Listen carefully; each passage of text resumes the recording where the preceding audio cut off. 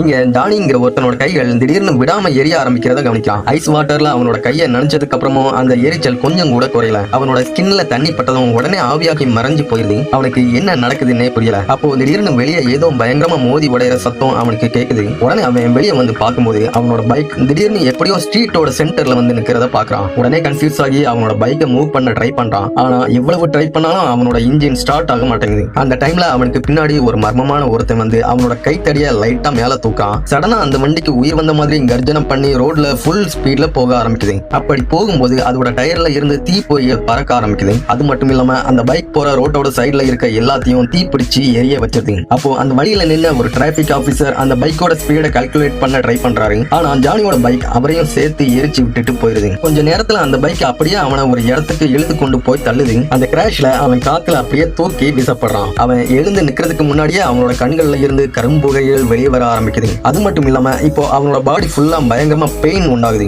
அவனோட கால்களும் தீ பிடிச்சு எரிய ஆரம்பிக்குது. அவனுக்குள்ள மறைஞ்சு இருந்த ஹெல் ஃபயர் ஃபைனலி வேக் ஆகுது. இதனால அவன் ஒரு எரிஞ்சிட்டு இருக்கிற எலும்பு கூட மாறி கோஸ்ட் ரைடரா மாறிடுறான். அந்த டைம்ல பிளாக் ஹார்ட் அங்க கை தட்டிக்கிட்டு அவன் பக்கத்துல வர்றான். அவன் இப்போ கோஸ்ட் ரைடரா மாறி இருக்கிற ஜானிய ரொம்ப நாளா தேடிக்கிட்டு இருந்திருப்பான். அவனை பார்த்த ஜானி நரகத்துக்கு திரும்பி வான்னு சொல்லி முடிக்கிறதுக்குள்ளேயே பிளாக் ஹார்ட் அவனோட ஆட்களை ஏவி கோஸ்ட் ரைடரை அட்டாக் பண்ண ஆரம்பிக்கிறான். ஜானி எதிர்த்து அட்டாக் பண்றதுக்குள்ள அவனோட ஆட்கள் ஜானிய ஒரு பெரிய சங்கிலியில லாக் பண்ணி அவனோட பாடியில எரிஞ்சிட்டு இருந்த ஃபயரை அடக்குறாங்க. அதை பார்த்த பிளாக் ஹார்ட் இதோட கோஸ்ட் ரைடர் கதை முடிஞ்சதுன்னு நினைக்கிறான். ஆனா அடுத்த செகண்டே திடீர்னு கோஸ்ட் ரைடரோட ஹெல் ஃபயர் திரும்பவும் எரிய ஆரம்பிக்குது. உடனே அந்த சங்கிலியில உடைச்சி அதையே தன்னோட கொடிய ஆயுதமா மாத்துறான். உடனே அவன் பிளாக் ஹார்ட்டை எதிர்த்து அட்டாக் பண்ண போன டைம்ல சடனா தரையில இருந்து ஒரு வாட்டர் டீமன் வந்து அவனோட கால்களை பிடிச்சிருது. கொஞ்ச நேரத்துல இன்னொரு டீமன் சடனா அங்க வந்து கோஸ்ட் ரைடர் மேல ஒரு ட்ரக்கால மோதிருது. இதுக்கப்புறம் கோஸ்ட் ரைடரால திரும்பவும் எழும்பி ஃபைட் பண்ண முடியாதுன்னு ரெண்டு பேரும் நினைக்கிறாங்க. அப்படி நினைச்சு அசால்ட்டா அந்த டீமன் திரும்பி போகும்போது சடனா எரிஞ்சிட்டு இருந்த ஒரு கை அவனோட ஷோல்டர் மேல விழுது. அவன் திரும்பி பார்க்கும்போது